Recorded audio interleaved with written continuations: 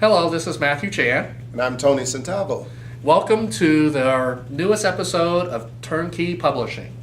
So, Tony, what are we going to be talking to today? Well, Matthew, I think that we need to visit a subject that is really important to most people out there, because in our last episode we said that almost everybody has a book in them. Yes. But very few books get out of them.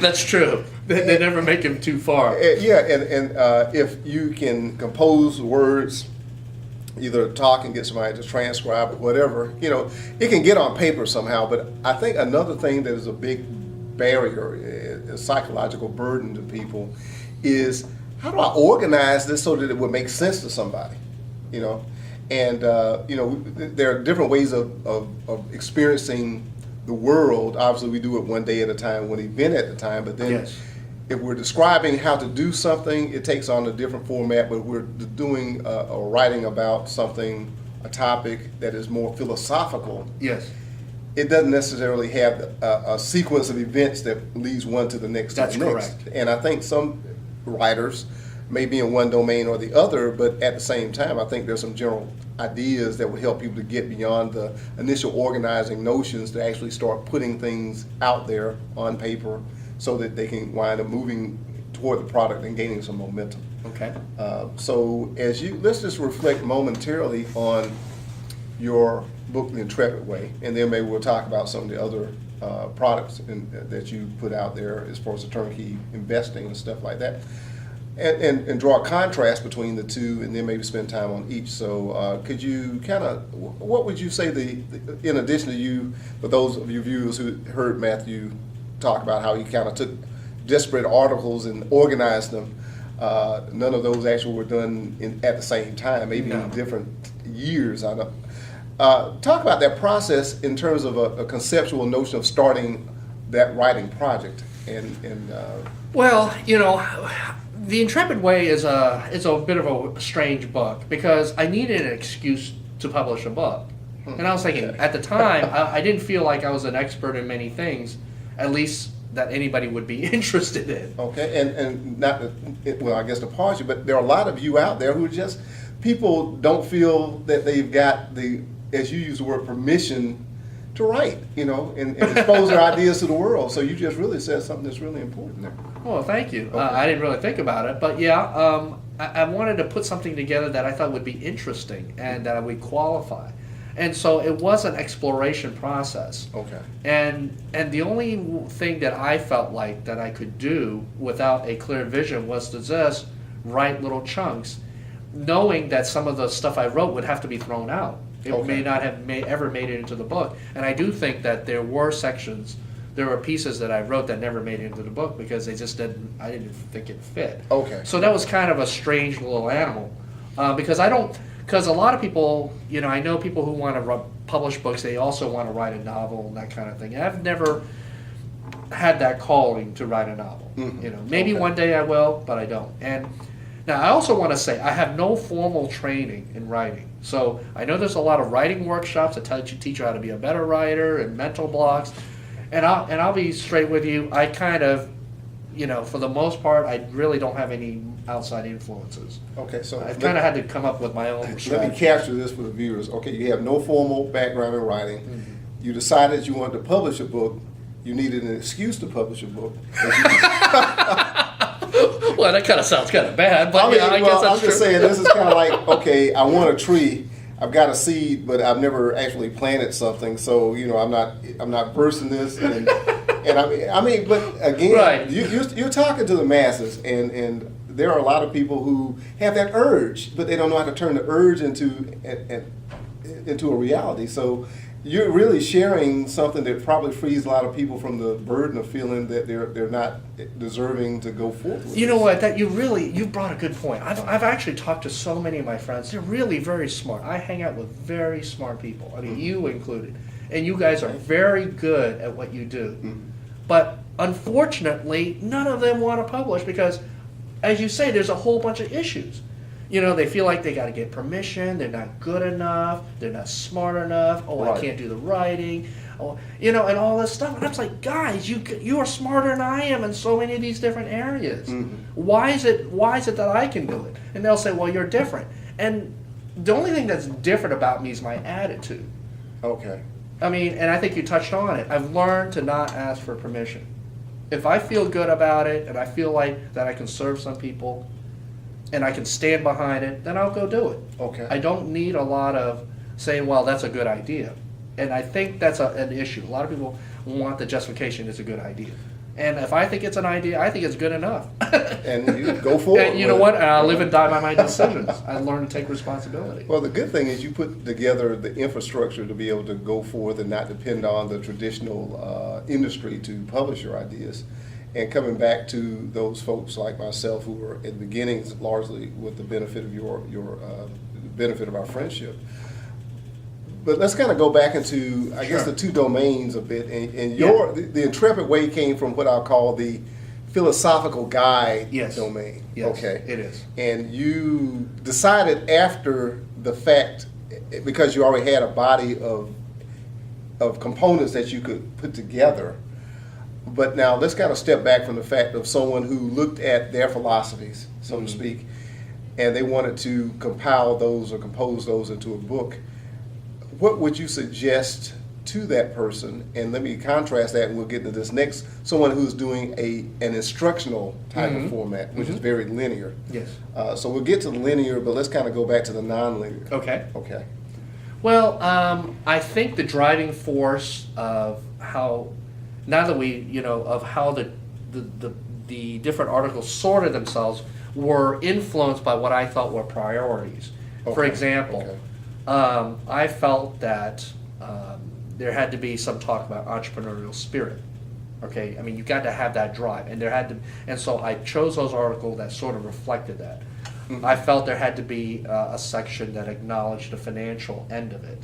I mean, into engage in personal freedom. Okay. I mean, you can't just be free and not have take into account the money issues. Yes. And so there had to be a financial section. So anything that had to do with financial related, they sort of got grouped together. Okay. In my own journey, I felt that a lot of people were instrumental in making my success, whether from an education point of view, from a mentor point of view, from a partnership point of view. They were all people, and I lumped them into sort of a networking. And so my articles that revolved around networking got pushed into that. Okay. So there were major components of the overall thing of creating what I consider personal freedom that had to be in the chapter, and that's how I laid them out. Does that help? Yes. Now, just to take that, so from the standpoint of general examples, you took cornerstone. I want to keep this philosophical guide notion. What are the general principles? And now you had something that you could fill into each of those little bins that we use that. But for someone who didn't necessarily have anything already composed, if they just kind of laid out, what are my general principles that relate to what I want to talk about or write about?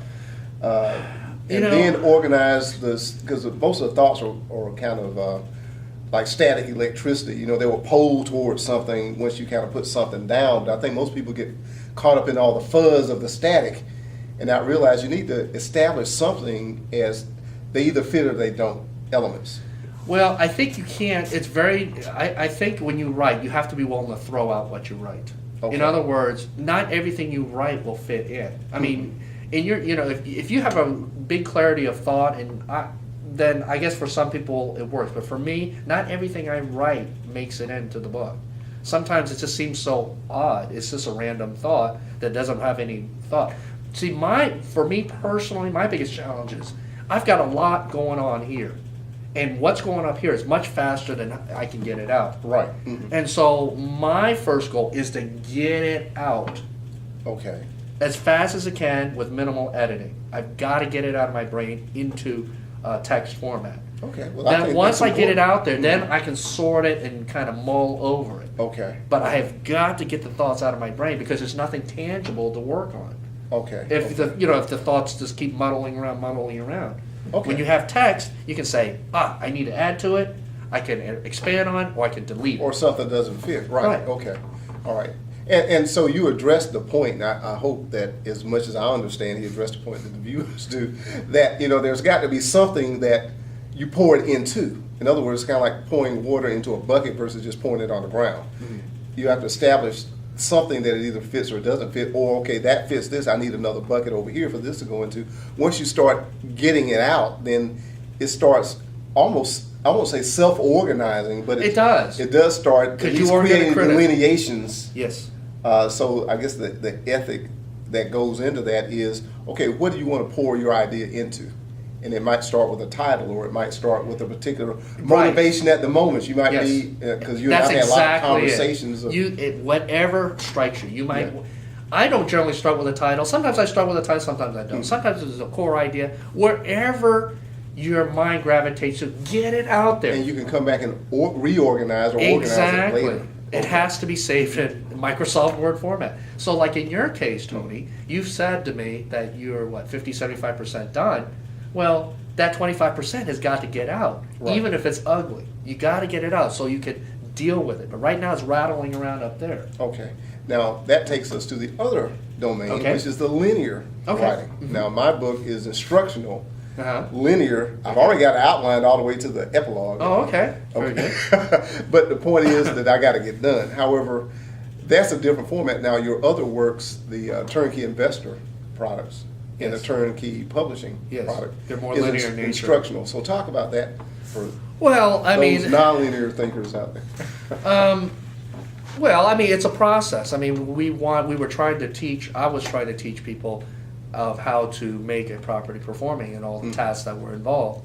So in a sense it's linear in that the chapters are roughly where they're supposed to be, but within the context of each chapter, I cannot guarantee it's like straight linear. Oh yeah, okay. Okay, so there are, different layers of granularity depending on how you look at it. So big picture, in my view, it is linear. Mm-hmm. But if you drill down into a particular chapter, there may be a couple of sections that you could actually flip-flop and it wouldn't make a difference. Okay. I don't know if that helps or not. Yes, yes. And to the extent that some people are outliners, again, my mother was an English teacher. And I don't have a problem with that. I really don't have a problem. If it works for you, that's fine. Well, do you do that? Or actually, I do. But my outlines are not what they taught in school. I found that didn't work for me. So what I do is I sort of write a loose outline of broad stroke items that need to be covered. Like, for example, when I wrote TurnKey Publishing, some of the broad stroke areas are, obviously writing. Chapter 4 is devoted to writing. I knew there had to be a chapter in there. Okay. I knew there had to be a chapter on printing. True. That's a big part of it. I knew there had to be a chapter on marketing. So I start off with the real obvious stuff. Okay. Now, there are less obvious things in here, like pricing. That kind of, if I recall, that kind of came in a little bit later. Designing the book was sort of middle ground. It's not the top of the list, but it's not the bottom of the list either. Okay. But there's a design element. And so I start with the broad areas first, and I say, and I kind of put them in sort of an order, and I kind of say, okay, does this look like it's complete? Mm-hmm. And I just work from there. Okay. But sometimes when you get digging in there, you say, ooh, I left something out. It's like yeah, and from the standpoint with word processing software, and even the book could be written and you can go back and reorganize the thoughts, or maybe amplify on some things, or decide to delete some things. And one of the principles or axioms that you mentioned in the last episode is get away from the notion of perfection. And I think that with that, combined with the things that we've just touched on here recently, removes some of the, the constraints to just be loose and creative, and come back and polish and and reshape, resculpt after you've gotten some activity that you can look at and then refine. I've discovered in life that, and I'm one of these people, I learn from mistakes, and I know that a lot of people aren't willing to try because they don't want to make mistakes. I've not done anything that's killed me or not yet, rendered it. But the more you do and you learn that most things are not catastrophic, then and you see how you can go back and fix them and refine them, the more, I guess, courageous you get in moving forward on things. I think that this writing thing, because it is so personal, because your name's going to be on. It's almost like in school, you know, if you wanted to be an A student, you know, you didn't want to see when they post the grades up there, when, you know, the teacher would say, well, Tony made an A or Matthew made an F or something like that. You know, it's personal. So now it's almost like everybody's going to judge you by this book, and you want it to be an A. Yeah, you know, I have to tell you, you brought up a kind of an interesting point I didn't even really think about, but you do kind of care what people's reactions are, and you do want people to like your work. Mm-hmm. There's no question about that. I mean, it is sort of your baby. But I will say that this is why we've done this show. I mean, because there's so many things that come up that I could never have foreseen, just like this conversation. There is a subconscious thought that people aren't going to like it. And I will tell you, there is always going to be someone that won't like your work. You need to know that going in. Mm-hmm. You cannot be all things to all people. Okay. Like when you, as careful as you're writing your book, there will be somebody that will disagree with your book. They will not like your book. Doesn't matter. And if you can't come to grips with that, you'll never finish. Or it will just hold you up. You will be stuck. Mm-hmm. Okay. You have to kind of not care. You have to care more about yourself, meaning finishing up, become an author. You know, I mean, most people, they don't ever become authors because they're afraid of the potential criticism. Yeah. Mm-hmm. You have to want to become an author bad enough to withstand the criticism. Well, I think that you have just captured the essence of much of where I was coming from with the questions that we were discussing. Well, you did a wonderful job pulling it out of me. Well, thank you. I mean, you know, that was what they call inductive reasoning right there. But, you know, I said people want it to be something that they're proud of. And I guess that sense of pride comes from the fact that it's welcomed and accepted. You're right, there are going to be detractors, and they're going to be maybe even subject to your perspective on things. There are going to be people who are downright, you know, adversarial to your notions. I know that, as you said at the outset, TurnKey Publishing is anti-establishment in some regards. You know, but I guess what I was getting at is people just have all these little gnarly notions about, can I write well? You know, I mean, Microsoft Word will tell you, it'll put a little yellow, green line under it if it's not grammatically correct, or red line under it if it's misspelled. I mean, there are a lot of things that can help us to digitally get past the writing part, but then it's like, okay, even if I had to get somebody to edit my ideas, do they even make sense? How do I get it to some type of reasonably sensible format so that it can wind up being, you know, a diamond instead of a chunk of coal, you know? I don't know if this will help you or not, but since you brought up Microsoft Word, if it means anything to you, when I use Microsoft Word, I don't use one document. I use multiple documents. Okay. So there's actually a document, when I was creating the TurnKey Publishing, there was a section just devoted to writing. Okay. There was a section devoted to designing and that sort of thing. I didn't try to put it in one big massive document. Oh, okay. And the reason why I didn't do that is, as this book grows to, like, you know, 100 pages or however many pages it ends up, it gets very hard to navigate. Okay. It's extremely hard to navigate. It's like, okay, I got to move it from page 100 to page 23. Okay. I'm not, obviously you can do it, but, you know, the fewer pages that you have to deal with flipping around and rearranging, the better. Okay. And so I have multiple documents that represent loosely each chapter. See, my book is one big document. Well, I'm glad that you told me that. It probably would have made things much simpler. Well, because I need to be able to navigate faster. I need to be able to reorder things. And that's just a little tip. Okay. Well, thank you. That helped. Should have told me a long time. I didn't really think about it. Well, you touched on everything that I want to discuss in that. And I hope for the viewers that what Matthew and I have just discussed is helping you to get started.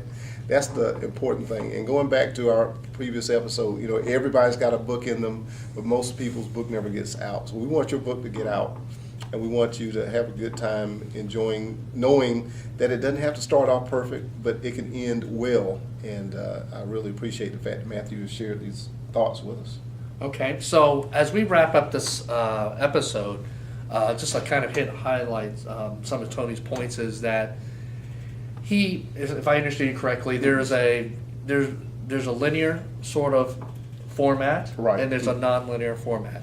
And I would say to you that go with what you are more attracted to. True. I mean, don't make it any harder on yourself. See, to me, the first book is the most difficult. All right. If you have to make this book small, then make it small. Like, get it out there. Okay.